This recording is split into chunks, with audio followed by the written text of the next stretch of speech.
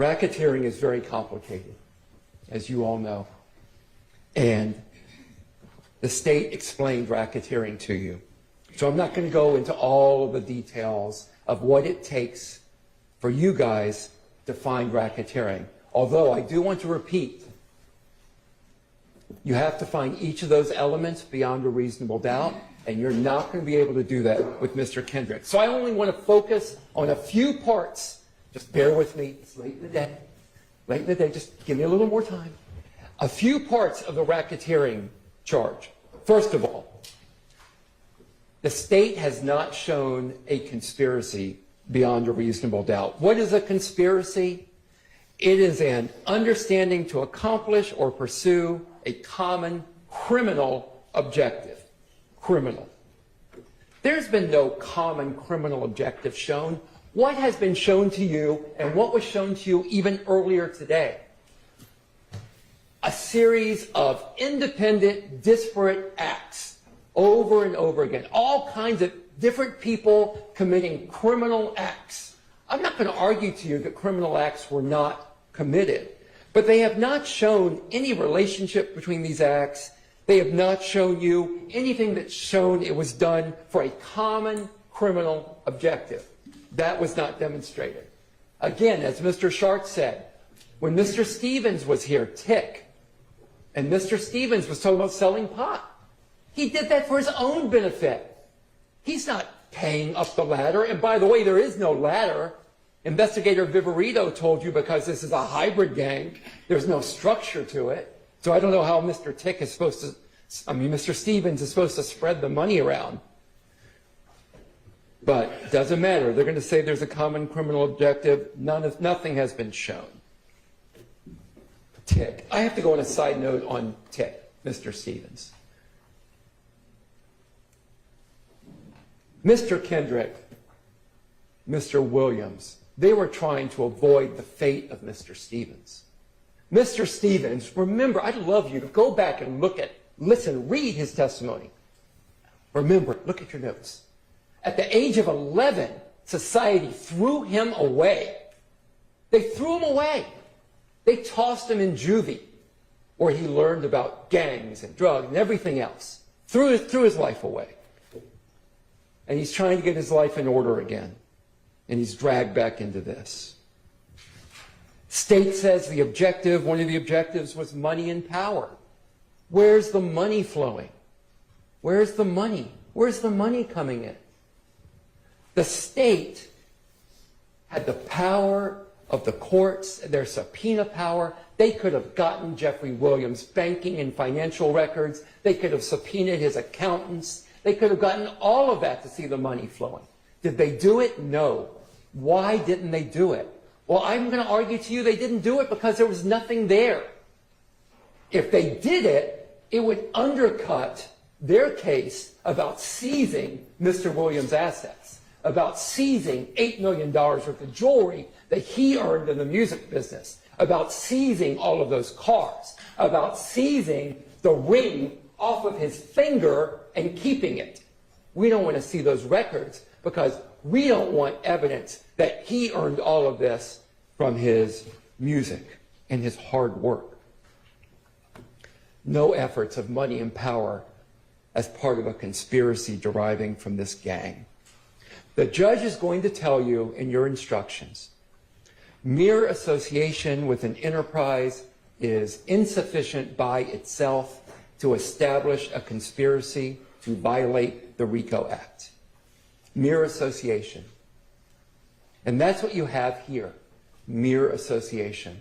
A bunch of guys that grew up together, were around each other, and that some of whom were trying to make it out, and some of whom were trying to help others make it out.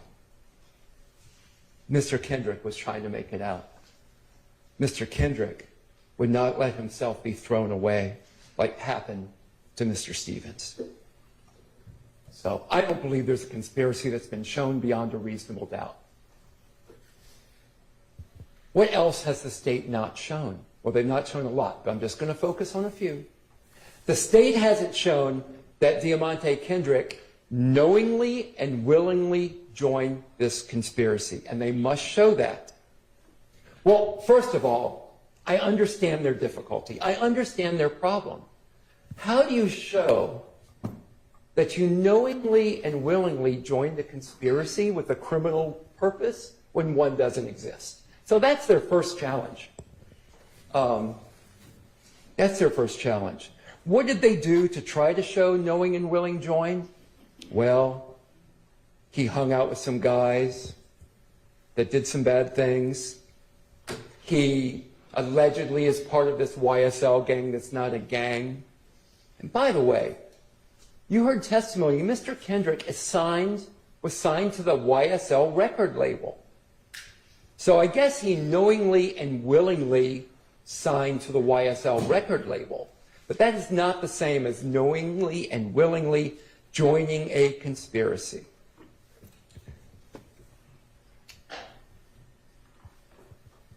Depending on the outcome of this case, at least to this point, being signed to a record label, even a rap record label, is not a crime in the U.S. What else hasn't the state shown? They haven't shown a pattern of racketeering activity. And the key here is pattern. And part of the key to pattern is there has to be interrelatedness. And I'm sorry about the legalese. I promise I am. But I have to talk about it.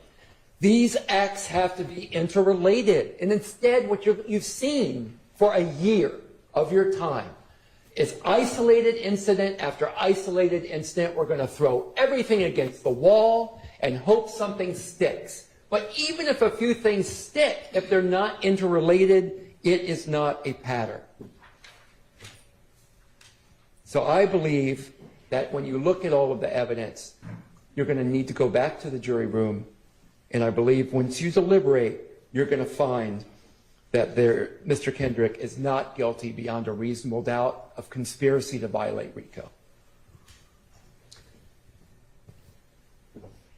The last charges are easier to discuss and will go faster. Every count, counts 57, 58, 61, and 63. These are the last four counts against Mr. Kendrick.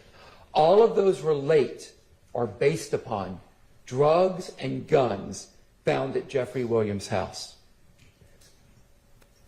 Not a single witness, photograph, fingerprint, lab test, DNA, everything you can imagine. Nothing shows that Mr. Kendrick possessed any of those guns and drugs. Nothing. When they arrested Mr. Kendrick that day, did they test his clothing for any type of samples that there might be drugs or... No, nothing. Nothing. You didn't see any of that. Why was he arrested? Why is he arrested for drugs and guns? It's merely his presence at Jeffery Williams' house that day. The judge is also going to tell you this, and bear with me while I read this, because it's too long to memorize. You are not authorized to find a person who was merely present at the scene of the commission of a crime at the time was committed guilty of consent in and concurrence in the commission of the crime unless the evidence shows beyond a reasonable doubt that such person committed the alleged crime, helped in the actual perpetration of the crime, or participated in the criminal endeavor. They're trying to show Mr. Kendrick guilty of those crimes just by being at Jeffery Williams' house. I don't know about y'all, but when someone invites me over to their home, I do not ask before I go there, do you have drugs stashed away throughout your house? I do not ask before I go there, have you got a machine gun hidden under the couch in the basement? Have you got guns stashed in your cabinets? I don't ask that.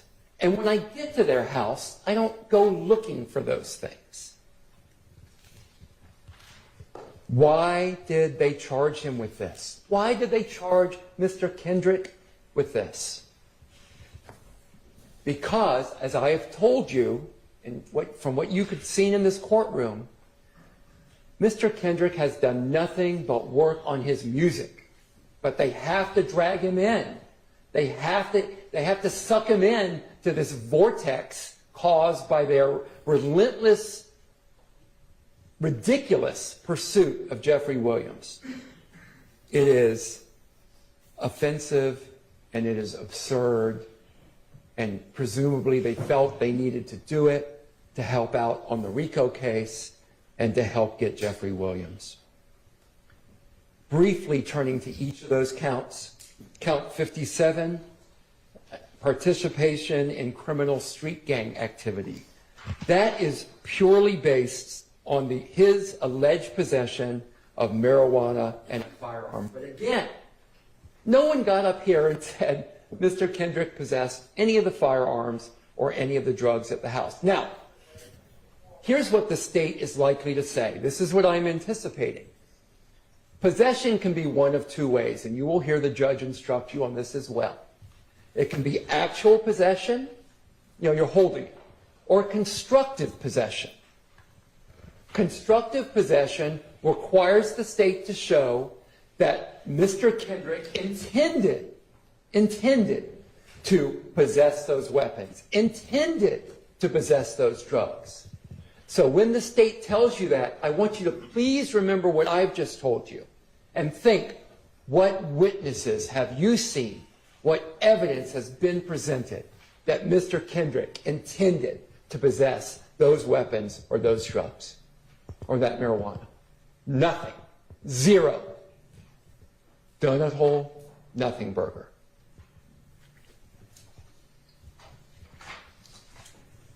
The other three counts, 58, 61, 63, those are all marijuana or firearms. And again, I don't need to repeat myself.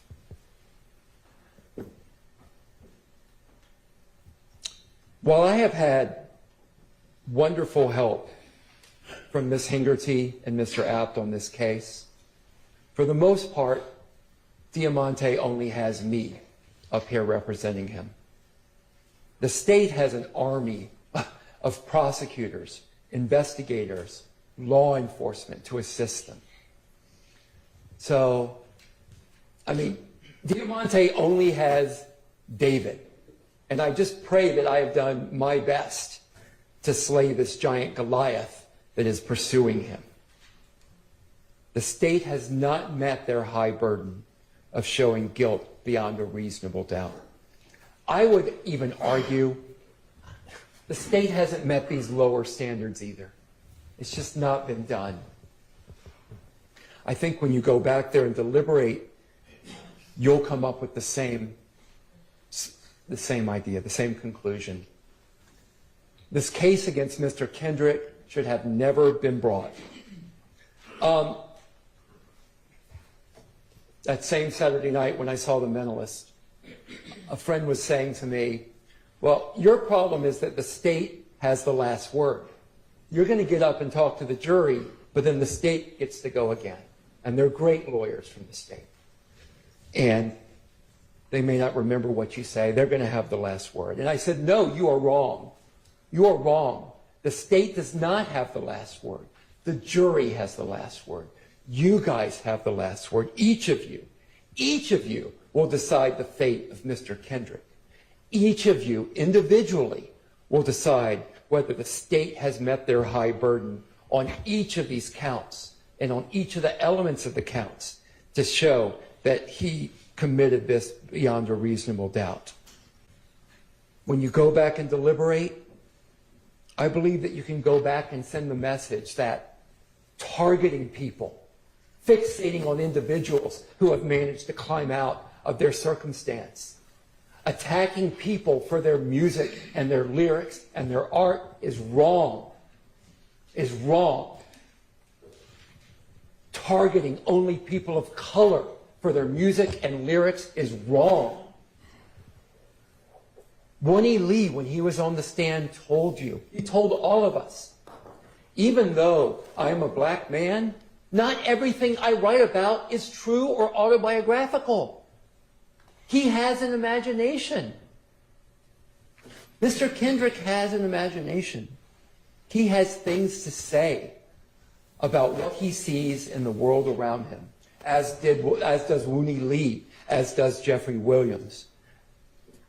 And the use of lyrics and artistic expression against individuals is wrong, it's un-American, and it shows the desperation of the state that they have to reach to that level in order to try to make a case against Mr. Kendrick. You can show that maybe, just maybe, we really do believe it when we tell people that through hard work, you can pull yourself up from wherever you came from. And that we, as Americans, as people, we believe in redemption. So I ask you to please remember that during and after the state's closing, to remember that when you're deliberating, to remember that each of you individually gets to make that decision of guilt beyond a reasonable doubt. So I'm going to ask for the sale, because that is what you're supposed to do, right? And I'm going to ask you to go back there, deliberate, and come back with not guilty verdicts for Mr. Kendrick on all the charges against him. Thank you for your attention. Thank you for the last year of your life that you sacrificed to be here and fulfill your roles as citizens. I really appreciate it. All right, let's take a short break, which is going to be our last break of the day. Then we will hear from the state again. Then I will release y'all for the day. We'll come back tomorrow. I'll give you the instructions. So let's take, maybe a 10, 15-minute break.